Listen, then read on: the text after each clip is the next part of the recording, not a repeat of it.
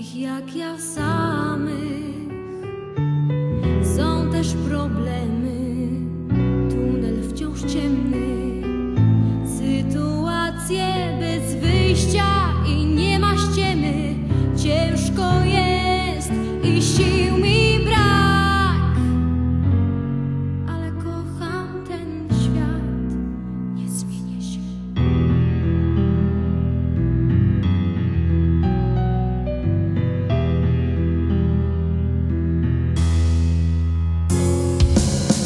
Widzę wciąż w lustrze tę samą twarz, męska, odważna, niby bez wad.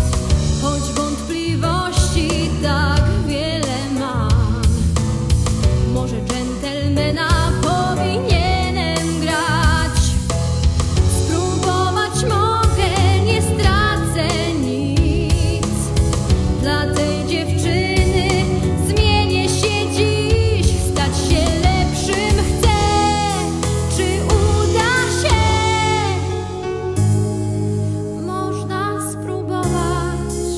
Przekonam się.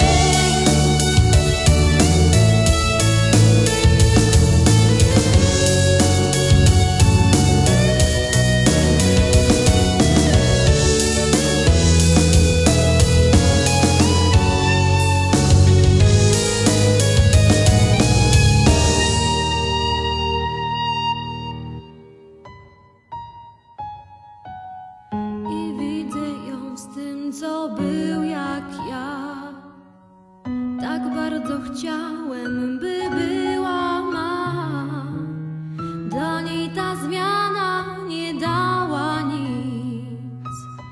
Pragnie innego.